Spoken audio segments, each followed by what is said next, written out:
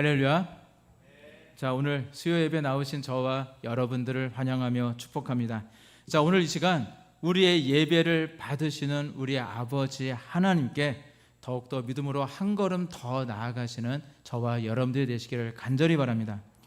자, 오늘 말씀의 배경을 우리가 잠깐 살펴보게 되어진다면, 이 가나안 땅에는요 두 종류의 우상 숭배가 있었습니다. 많은 우상들이 있었지만 대표적으로 가장 강성한 우상이 두 우상이 있었어요. 자, 하나는 풍요와 다산을 상징하는 아세라를 숭배하는 거였고요. 또 다른 하나는 비, 바람, 폭풍을 주관하는 신인 바알을 숭배하는 것이었습니다. 자, 이 바알과 아세라는요 굉장히 오래된 우상신이었는데 다양한 신화들에서 등장하고 있는데, 이 둘을요 보통 부부로 묘사하는 경우도 굉장히 많이 있고요. 그래서 이 둘을 항상 같이 숭배가 되곤 했었습니다. 자, 당시가 이 농경 사회거든요. 농경 사회이기 때문에 이 농사를 짓는 이 농부의 이 마음을 생각한다면, 이 구약 성경에 등장하는 이 바알과 아세라를 왜 그 당시에 그토록 많은 사람들이 숭배했는지에 대해서 우리는 느낄 수가 있습니다. 자, 농사를 지으려면요 무엇이 필요합니까? 좋은 날씨가 있어야 합니다. 그래서 곡식이 잘 연걸어야 되고, 그래서 풍성한 수확이 있어야 되는데, 그래서 당연히 그러다 보니까 날씨를 주관하는 그 바알 시인에 대한 그런 관심이 생길 수밖에 없겠죠. 또한 그 당시에 사람들은 복을 구하는데 많은 복들이 있는데, 그 중에 어떤 복을 최고의 복으로 생각했냐면 많은 자녀를 거두는 것을 복이라고 생각을 했고요. 그리고 물질적인 또 풍요로움을 많이 원했기 때문에 이 땅을 살아가면서 형통하고 부유하고 자식도 많고 뭔가 그런 인생을 살고 싶다 보니까 아세라를 더욱 숭배하게 되었던 것입니다. 자, 그런데 이 우상들은요 특징이 뭐냐면, 인간의 영혼에 대한 관심보다는요 우리 인생의 욕구와 그리고 욕심을 채워주기 위해서 생겨난 것들이었습니다. 그러니까 이 땅에서 잘 먹고 잘 살고 싶어서 생겨난 우상들이 바로 이 바알과 아세라 상이었다는 것입니다. 자, 그래서 이 우상 신당에는요 뭐가 있었냐면, 합법적인 몸을 파는 창녀들이 있었다고 그래요. 그래서 그러한 몸을 파는 사람들이요 거기서 제사장들이었고요. 그리고 그들의 육체적인 관계, 부적절한 관계를 맺음으로 인해서 그들의 그 우상신을 섬겼다고 합니다. 자, 그러니까 이렇게 그런 우상을 섬기는 이 사회가 온전할 수가 없겠죠. 당연히 사단들은 이런 인간의 욕구와 이 욕심을 이용해서 그들을 멸망의 길로 가게 만들었습니다. 그들은 오직 육체적인 쾌락과 물질적인 풍요로움만 쫓으며 살아가다가 결국에는 그 영혼은 모두가 다 멸망당할 수밖에 없었다는 것입니다. 자, 그러니 우리 하나님이 그들의 그 우상신들을 보실 때 얼마나 가증스럽게 여기셨겠습니까? 우리 하나님은요 우상신을 섬기는 것을요 너무나도 끔찍하게 싫어하셨던 것을 넘어서서 아주 경멸하십니다. 그래서 이스라엘 백성들이 가나안 땅을 점령할 때 다 멸하라, 항상 멸하라 라고 말씀하셨던 것이 바로 그 이유입니다. 1절 말씀에 이렇게 기록이 되어 있습니다. 너희는 자기를 위하여 우상을 만들지 말지니 조각한 것이나 주상을 세우지 말며 너희 땅에 조각한 석상을 세우고 그에게 경배하지 말라. 나는 너희의 하나님 여호와임이니라. 자, 우상이 왜 만들어지느냐면요 1절 말씀에 기록되어 있습니다. 바로 자기를 위하여 만들어지는 것입니다. 우리는요 하나님을 위해 살아가고 하나님의 영광을 위해서 살아가잖아요. 이렇게 하나님을 위해 살아가고 하나님의 영광을 위해 살아가고 하나님의 나라가 이루어지기를 소망하며 살아가는 사람들은요 절대 다른 우상을 만들지 않습니다. 왜냐하면 하나님이 최고시잖아요. 하나님이 나의 인생의 전부가 되시잖아요. 그래서 다른 헛된 우상에 파고들 만한 틈이 생기지 않습니다. 그러나 하나님만을 바라보지 않고 세상 사람들의 잘됨, 부유함을 바라보며 그들과 자신을 막 비교하며 살아가는 사람들은요 다른 사람들을 부러워하며 자기도 다른 사람들처럼 나도 한번 부유하게 살아보고 싶다, 나도 좀 떵떵거리면 살고 싶다, 막 그런 마음이 있다 보니까 다른 사람들의 삶을요 자꾸 따라가면서 흉내를 내는 것입니다. 그래서 그들이 섬기는 우상을요 자기도 만들게 되는 거예요. 자기를 위해서 우상을 만들게 되고요. 바로 그것이 당시 이스라엘 백성들의 모습이었다라는 것입니다. 자, 출애굽을 했던 이스라엘 백성들은요 이들 이방인들을 부러워했습니다.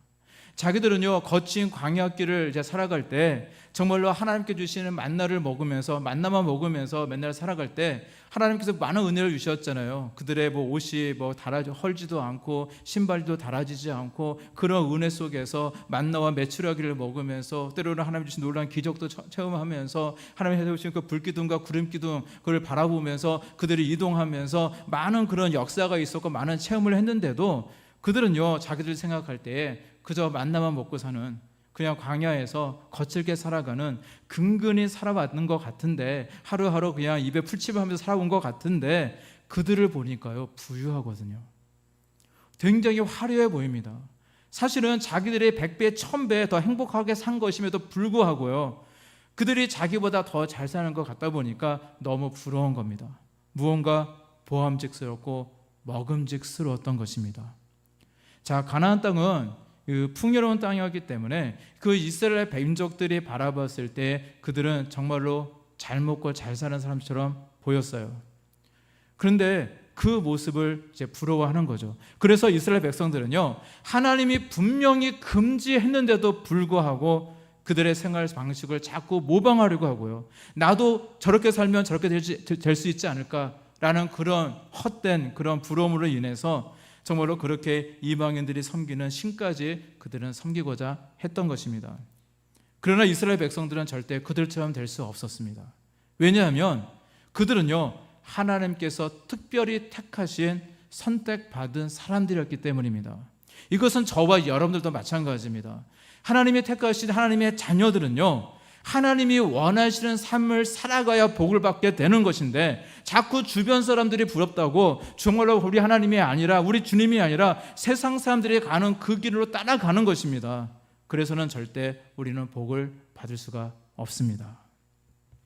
요즘은요 자기 PR 시대라고 하죠. 그래서 뭐 인스타그램이라든지 뭐 같은 SNS를 통해서 이제 자신의 PR, 그러니까 자기 자신을 홍보하는 것을 사실 많이 합니다.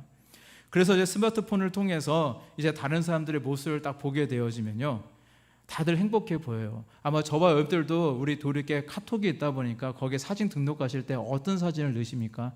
그냥 자다가 일어나서 대충 찍는 그런 사진 절대 안 넣잖아요. 뭔가 좀 멋있는 사진, 뭔가 사진 잘 나왔다 이런 사진, 아니면 좀 의미 있는 사진, 그런 사진을 자신의 프로필로 이렇게 만들잖아요. 그것이 바로 자기 PR하고 있는 거거든요. 근데 요즘 사람들은요 그렇게 자신을 이렇게 PR하는 것을 굉장히 많이 선호하고 이제 좋아합니다.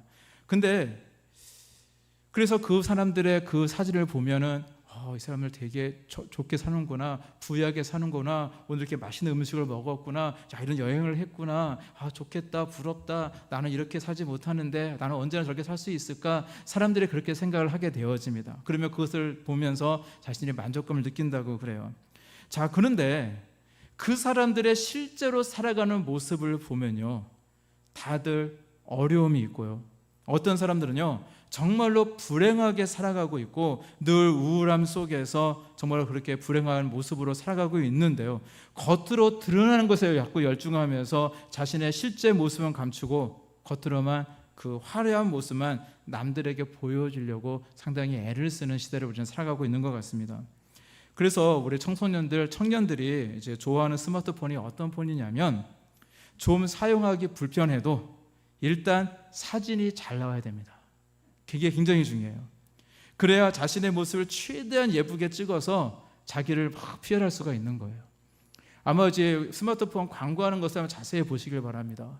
이 스마트폰에는요 이런 성능이 있어요, 이런 기능이 있어요, 이런 것보다도 뭐에 초점을 맞습니까? 사진 잘 나옵니다. 이거 찍으면 사진이 멋있게 나와 이런 얘기를 많이 해요. 그래서 흔들림이 없다고 그러고 막 자동으로 보정이 되고 막 이런 것에 포커스를 맞춰서 자꾸 광고를 하는 이유가 무엇이냐면 요즘 젊은 사람들이 그렇게 자신의 모습을 좀 이렇게 화려하게 드러내기를 좋아하고 정말 모습이 잘 찍히는 그런 사진 그 스마트폰을 이제 선호하기 때문에 그렇습니다. 사실 저 같은 경우는 스마트폰을 고를 때 사실은 저는 아무거나 씁니다. 아무거나 쓰는데 일단은 불편하지 않아야 돼요. 뭐 사용하는데 막 불편하고 뭐 누르는 거 많고 그러면 저는 사실 싫거든요. 그런데 요즘 저희 아이들도 이제 보면은 큰아이가 이제 스마트폰을 쓰고 있는 거 보면은 저는 도대체 그 스마트폰을 작동을 못 하겠더라고요. 되게 복잡해요. 복잡한데 그런데 그 아이들은요 그게 좋대요. 왜냐하면 사진이 잘 나오거든요. 근데 이제 제가 그걸 써보려고 그러니까 뭐 이렇게 보안 설정가 많아서 뭐 하나 다운받는 것도 힘들고요. 그리고 뭐 한 번 누르면 되는데 그게 아니라 두 번, 세 번 눌러야지 거기 들어가게 되고요. 그래서 굉장히 복잡하더라고요. 근데 그런데도 불구하고 사람들은 자신의 그 모습을 정말로 잘 표현하고 싶은 그런 욕구가 있기 때문에 조금 비싸도 조금 무리해서도 그런 폰을 이제 사려고 이제 한다고 합니다. 그만큼 우리는요 겉으로 드러나는 것이 중요한 시대를 우리는 살아가고 있습니다. 남들에게 늘 좋은 모습만 보여주고 싶고요, 더 멋진 모습으로 세상에 내 자신을 나타내 보이기를 원합니다. 그런데 그 중심을 채우지 않고 겉으로만 드러나는 모습에만 열중하며 살아간다면요 정말로 그 인생은 안으로부터 피폐하고요 마치 그 맛없는 빵이죠. 안고 없는 찐빵처럼 정말로 내실 없는 인생을 살아가게 될 것입니다. 여러분, 남들이 사는 인생을 절대 부러워하지 마시기 바랍니다. 겉으로는 화려해 보일지 모르지만 그 안은 이미 썩어서 곪아있는 사람들이 이 땅에 얼마나 많이 있는지 모릅니다. 겉으로 보이는 것은 사실 허상일 뿐이기 때문에 우리는 그 깊은 안까지 우리는 들여다볼 수가 있어야 된다는 것입니다.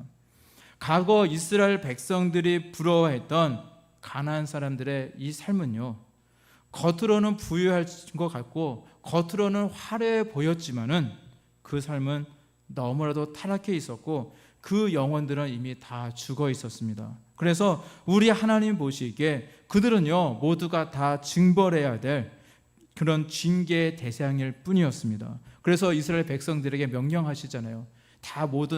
모든 사람들을 다 죽여라, 징계하라라고 명령하시게 되었고, 그래서 결국 그들은요 다 멸망을 당하고 말게 되어집니다.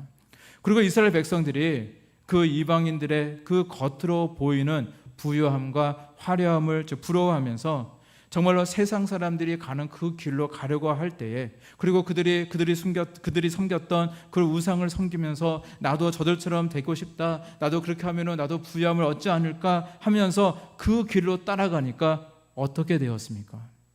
그 결과로 이스라엘 백성들은 늘 그로 인해 늘 어려움을 겪었고요, 기근과 재난과 어려움들에 늘 처해만 했었습니다. 자, 우리는 이것을 알아야 됩니다. 우리는요 세상 사람들과 다르다는 것입니다. 세상 사람들의 방법으로 살아간다고 해서 우리는 절대 성공할 수 없습니다. 사기를 치든 우상 잡신을 섬기든 간에 세상 사람들이 살아가서 어떤 모습으로 살아가는지 간에 우리 예수님을 모르는 삶과 그 세상 사람들의 살아가는 사람의 삶은 완전히 다른 것입니다. 따라서 그들의 잘됨을, 그들의 형통함을 절대 부러워하지 마시고 저와 여러분들은 하나님께서 원하시는 정말로 복의 길로만 우리는 나아가야 될 줄로 믿습니다. 그리고 그들이 가지고 있는 재물, 그들이 가지고 있는 명예, 그들이 가지고 있는 것들은 절대 영원하지 않습니다. 우리 인생은요, 우리 하나님께서 지금 당장에도 부르시면요 우리는 이대로 그냥 가야 돼요. 아무것도 가지지 않지 우리는 가는 인생입니다. 우리는 모든 것을 다 내려놓을 때가 있다라는 사실입니다. 따라서 저와 여러분들 진짜 복을 받을 수 있는 길로 나아가시기를 바랍니다. 우리 하나님이 저와 여러분들에게 주시고자 하는 복이 있거든요. 이미 준비가 되어 있습니다. 그걸 받아야죠. 그리고 그 길은 우리 하나님께서 이미 정해 놓으신 줄로 믿습니다. 2절 말씀에 이렇게 기록하고 있습니다. 너희는 내 안식일을 지키며 내 성소를 경외하라. 나는 여호와이니라. 하나님의 백성은요 하나님의 백성답게 살아가야 됩니다. 자, 그 대표적인 것이 하나님의 안식일을 지키고요 하나님의 성소를 경외하는 것이다 라고 말씀하고 있습니다.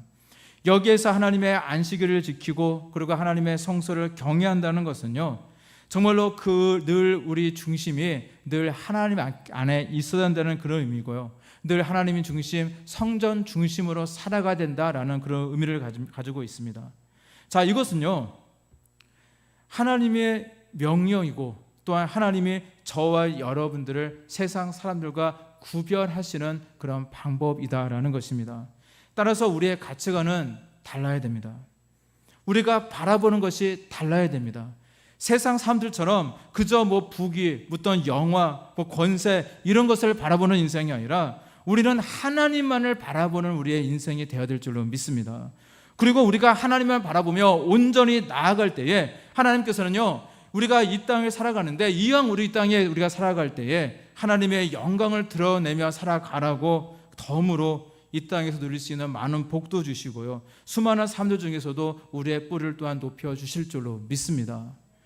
인생은 똑같잖아요. 사는 모습은 똑같지 않습니까? 이렇게 사나 저렇게 사나, 내가 돈을 많이 벌고 명예를 얻든, 그런 똑같이 돈을 많이 벌고 명예를 얻는 두 가지 방법이 똑같은 방법이 있다 할지라도 세상 사람들의 방법으로 인해서 내가 부유해지고 명예를 얻는 것보다 하나님의 방법대로 살아가며 하나님이 주시는 그런 놀라운 복 속에 살아가시는 저와 여러분들이 되시길 바랍니다. 거기에는 상급도 있고요, 거기에 하나님의 놀라운 복도 있고요, 또 하나님께서 맡기신 그 사명을 위해서 하나님께서는 저와 여러분들의 뿔도 많이 높여주실 줄로 믿습니다. 언제나 그런 믿음을 가지시고 우리 하나님께 나아가시는 저와 여러분들이 되시기를 간절히 바랍니다. 그래서 우리에겐 사명이 있습니다. 세상이 어둡고 세상이 썩어간다면 우리는 더욱 빛의 사명을 감당해야 되고요, 더욱더 소금의 사명을 감당해야 됩니다. 마치 가정에서 우리가 배출되어지는 그런 폐수들이 있잖아요. 그 오염된 물이 넓은 바다를 만나게 되어지면 그 넓은 바다에서 깨끗하게 정화되어지는 것처럼 바로 저와 여러분들을 통해서 이 더러워진 이 세상이 정말로 깨끗해지고 정화되어져야 된다는 것입니다. 그런 의미에서 사실 이스라엘 백성들은요, 우상 숭배의 현장을 깨끗하게 정화해야 하는 사람들이었습니다. 세상을 바꿔야 되는 사람들이었어요. 정말로 이스라엘 백성들이 하나님의 백성답게 살아가서 세상을 변화시키고 세상 사람들을 하나님께로 나아오게 해야 되는 그런 사명이 그들에게 있었다는 것입니다. 이처럼 그들이 하나님의 백성이라면 마땅히 그렇게 해야 되는 책임이 있었는데 그들의 모습은 사실 어땠습니까? 책임감은커녕요, 같이 우상을 섬기고자 했고 같이 죄악에 물들어 버렸던, 부패하고 말았던 그들의 어리석은 모습들이 있었던 것입니다. 자, 이것은 우리의 하나님이 명령하신 삶을 우리가 살아가지 않고 그저 부러움의 눈이 어두워서 세상 사람들의 방법을 따라갔던 결과였다라는 것입니다. 그리고 그 결과 그들은요, 전진하는 그런 삶이 아니라 늘 퇴보하는 삶을 살아갔던 것입니다. 하나님께서는요, 우상이 질배했던 애굽 땅에서 그들을 출애굽시키셨습니다. 그동안 그저 그 세상의 부귀와 영화만을 쫓고 살아갔던 이 애굽 땅에서 하나님은 그들에게 젖과 꿀이 흐르는 가나안 땅이라고 하는 거대한 비전을 제시해 주셨고 앞으로 믿음으로 나아갈 수 있게 하셨던 것입니다. 그리고 그 과정 중에 하나님은 이스라엘 백성들을 하나님의 백성으로 훈련시키시잖아요. 그래서 하나님은 이스라엘 백성들의 이제 왕이 되시길 원하셨고 이스라엘 백성들 가운데 거하시며 이스라엘 백성들을 직접 다스리시고 통치하시기를 원하셨습니다. 12절 말씀에 이렇게 기록이 되어 있습니다. 우리 12절 말씀 중에 보면은 그 뒤쪽에 보시면 나는 너희 중에 행하여 너희의 하나님이 되고 너희는 내 백성이 될 것이니라 라는 그런 말씀이 있어요. 자, 이것이 바로 하나님의 바람이었습니다. 그래서 하나님은요, 이스라엘 백성 가운데 거하기를 원하셨고 아직 많이 부족해 보이는 이제 그들을요, 하나님의 백성으로 세워주셨습니다. 그래서 이스라엘 백성들은 이제 하나님의 백성으로 살아가는 겁니다. 그러면 살아가야만 했었습니다. 그저 하나님만 섬기면 됩니다. 그저 하나님이 정말 내 자신의 왕이심을 깨닫고 인정하고 하나님께서 원하시는 삶을 살아가면 되는 것이었습니다. 우리 신앙생활은요, 그렇게 복잡한 게 아닙니다. 하나님께서 해라 하면 하면 되고요, 하지 말라면 하지 않으면 됩니다. 앞으로 가라 하면 가면 되고요, 멈춰라 하면 멈추면 돼요. 한마디로 하나님께서 원하시는 모습대로 살아가면 우리 신앙생활을 아주 잘하는 것입니다. 자, 그래서 우리들은요, 우리들 하나님의 백성들은요, 절대 뒤로 퇴보해서는 안 됩니다. 늘 우리에게 꿈이 되시고 비전이 되시는 우리 하나님만을 바라보며 우리는 살아가야 됩니다. 지난 과거의 것들은요, 과거에 이미 다 버렸던 것들인데 다시 과거의 죄악으로 돌아간다는 것은요, 마치 이 더러운 그 진흙탕에 빠진 그 강아지를요 건져다가 깨끗하게 막 씻겨놨더니 이놈이 다시 진흙탕으로 좋다고 그냥 돌아 빠져버린 거, 마치 그런 모습에 비유할 수 있을 겁니다. 어리석다라는 것입니다.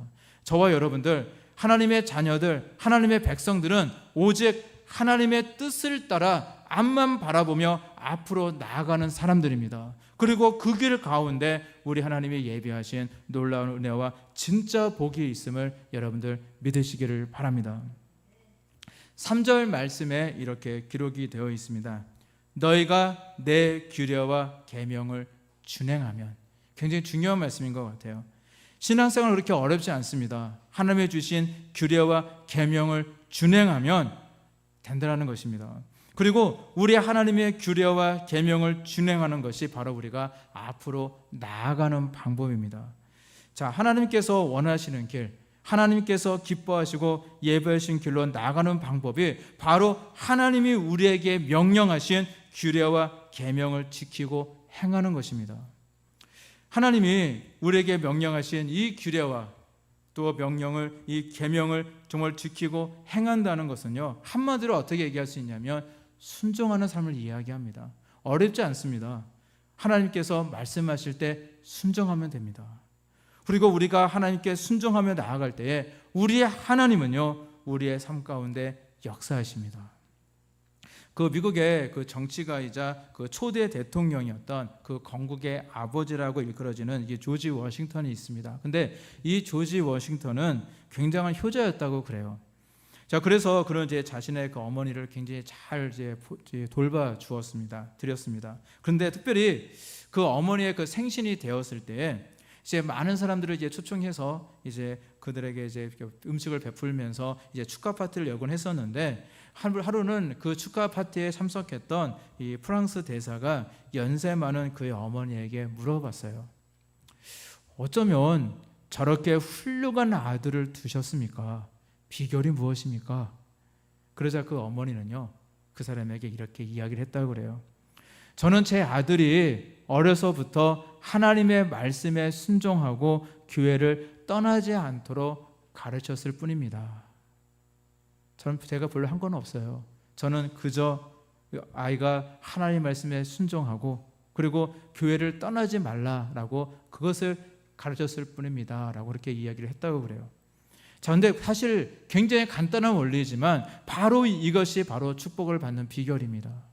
그래서 우리도요, 자녀들에게 세상의 권력을 쫓아라, 정말 세상의 지식을 습득해라, 뭐 이런 것들을 가르치는 것보다 하나님의 말씀에 순종하거라, 그것을 가르치고 절대 교회를 떠나지 말거라 라는 사실을 가르치는 것이 더 중요하다는 사실입니다.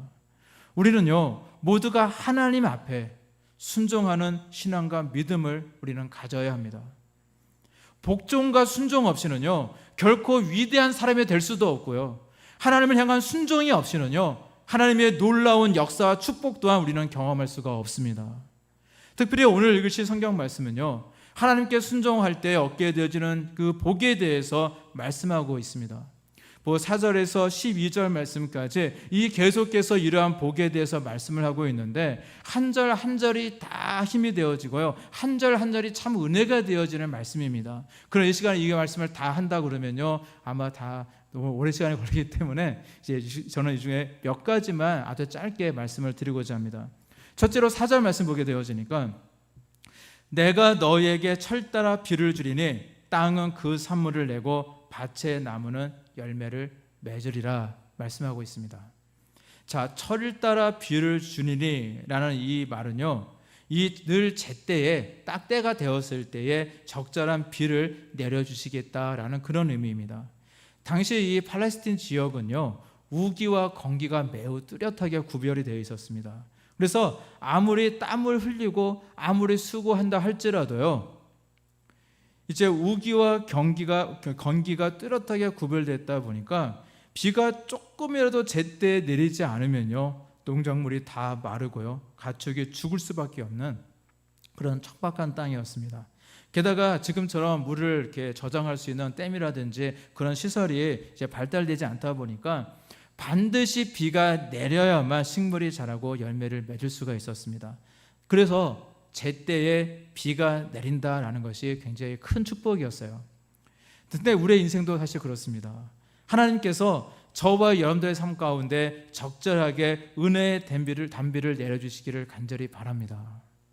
그리고 하나님께서 적절하게 단비를 내려주시고 우리의 삶의 열매를 맺어준다는 것은요, 사실 그게 형통한 인생이고 정말로 그 인생이 술술술 잘 풀려지는 인생이 되어지는 것입니다. 우리가 보통 이사간 집에 갈 때 뭐 들고 가십니까? 보통 이제 두루마리 화장지를 많이 가져가는데 이 두루마리 화장지를 주는 이유 중에 하나가 뭐냐면 이 두루마리 화장지가 술술술 잘 풀리는 것처럼 그대의 인생과 삶도 술술술 잘 풀려지길 바랍니다 라는 그런 의미가 있다고 하잖아요. 자, 그런데 이것은 단지 우리의 바람만이 되어서는 안 됩니다. 여러분, 지금 우리 하나님 앞에 순종하시기를 바랍니다.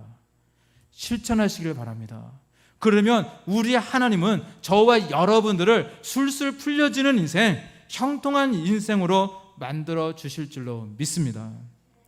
자, 그리고 두 번째로 6절 말씀을 읽어드리면 또 이렇게 말씀하고 있습니다. 내가 그 땅에 평화를 줄 것인즉 너희가 누울 때 너희를 드럽게 할 자가 없을 것이며 내가 사나운 짐승을 그 땅에서 제할 것이요 칼이 너희의 땅에 두루 행하지 아니할 것이며 말씀하고 있습니다. 이 말씀은 바로 하나님은 순종하는 자에게 평화를 주신다라는 말씀입니다. 자, 그런데 이 평화는요, 그 의미가 오늘날 우리가 생각하는 평화랑 좀 다를 수 있습니다.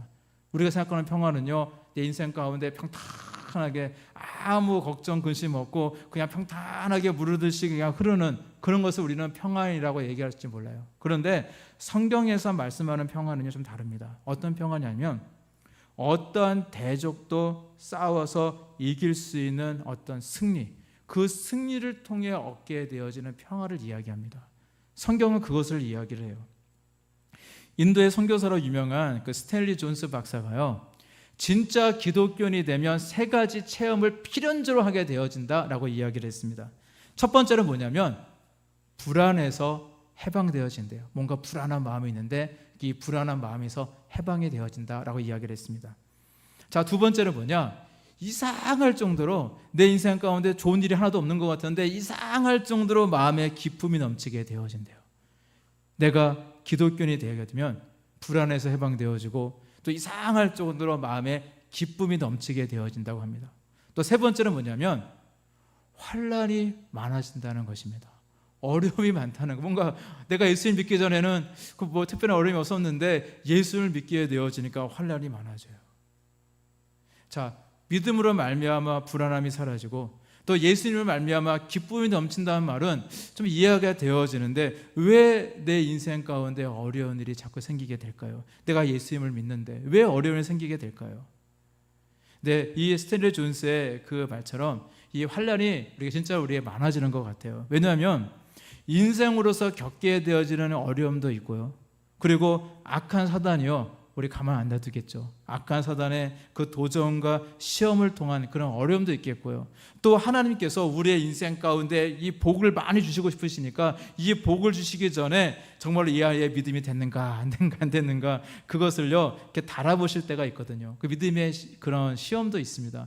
그거를 인한 또 어려움도 우리에게 있을 수 있습니다. 자, 그런데 오늘 보신 8절 말씀에 이렇게 말씀하고 있습니다. 또 너희 5이 100을 쫓고 너희 100이 만을 쫓으리니 너희 대적들이 너희 앞에서 칼에 엎드려질 것이며 라고 말씀하고 있어요. 자, 하나님이 함께 하시니까 5사람이요 100을 쫓습니다. 뭐 20대 1인가요? 5사람이 100을 이긴다는 이야기예요. 또 100명이요 10,000명을 쫓겨낸다는 겁니다. 일당 100입니다. 한 명이 100명을 쫓아낼 수 있는 거예요. 인간적인 생각으로는요 절대 불가능한 것 같지만 우리 하나님께서 바로 저와 여러분들을 위해 싸워주시기 때문에 가능한 것입니다. 평화는 바로 이것입니다. 5이 100명을 쫓아내고 100명이 10,000명을 쫓아내서 얻어내지는 평화, 바로 그것이 성경에서 우리에게 말씀하고 계시는 평화라는 것입니다. 시편 29편 11절에서도 이렇게 말씀하고 있습니다. 여호와께서 자기 백성에게 힘을 주시며 여호와께서 자기 백성에게 평강의 복을 주시리로다 라고 말씀하고 있습니다.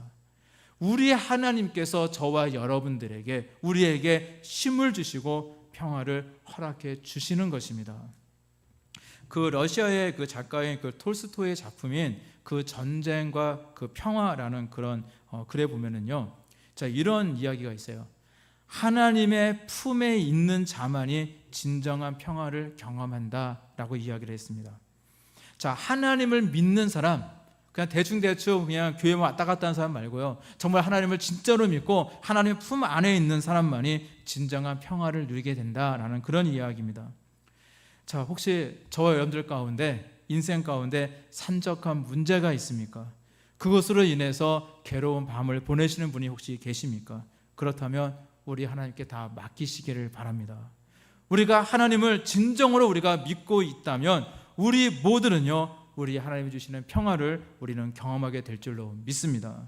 바로 이 평화는요, 우리가 하나님께 순종할 때 얻을 수 있는 평화입니다. 나는 비록 연약할지라도 우리 하나님께서는 내가 하나님께 나아갈 때에 나로 하여금 이길 수 있는 힘을 주시고요, 또한 우리와 함께 싸워 주시기 때문에 우리의 삶에 이러한 평화가 깃들 수가 있다는 것입니다. 늘 우리가 하나님께 나와 늘 하나님께 순종하며 하나님의 규례와 계명을 지키며 하나님께서 원하시는 삶을 살아가는 정말로 순종한 사람에게 주시는 하나님의 은혜와 축복이 바로 이 평화인 줄로 믿습니다. 자, 그리고 하나님께서 그 순종하는 사람에게 주시는 복 또 한 가지는 11절 말씀에 기록이 되어 있습니다. 11절 말씀 보게 되어지니까 내가 내 성막을 너희 중에 세우리니 내 마음이 너희를 싫어하지 아니할 것이며 라고 말씀하고 있습니다. 자, 내 장막, 하나님의 장막, 하나님의 성막을 저와 여러분들 가운데 세운다는 것은요, 하나님이 늘 우리와 함께 하신다라는 그런 의미를 가지고 있습니다. 그 영국의 그 종교개혁자죠, 감리교 창시자인 그 존 웨슬리는요, 이런 이야기를 했어요. 무엇보다도 행복한 일은 하나님이 우리와 함께 계시다는 것이다 라는 이야기를 했습니다. 세상에 가장 큰 축복이 무엇일까요? 바로 하나님께서 우리와 함께 하시는 것인 줄로 믿습니다.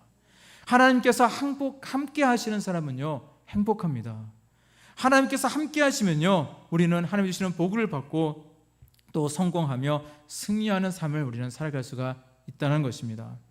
내 인생 가운데 은혜의 담비를 적절하게 내려주셔도 우리가 행복한 일이고요, 나에게 있는 어려움과 환난 가운데 우리 주님이 주시는 힘으로 싸워 이겨서 정말 내 삶 가운데 평화가 깃드는 것도 정말 행복한 일이고 하나님 주신 큰 축복이라고 우리가 고백할 수 있겠지만, 사실은 그 모든 것보다도 가장 행복한 일은 무엇일까 생각할 때 바로 우리 하나님이 저와 여러분들과 함께 하신다라는 사실인 줄로 믿습니다.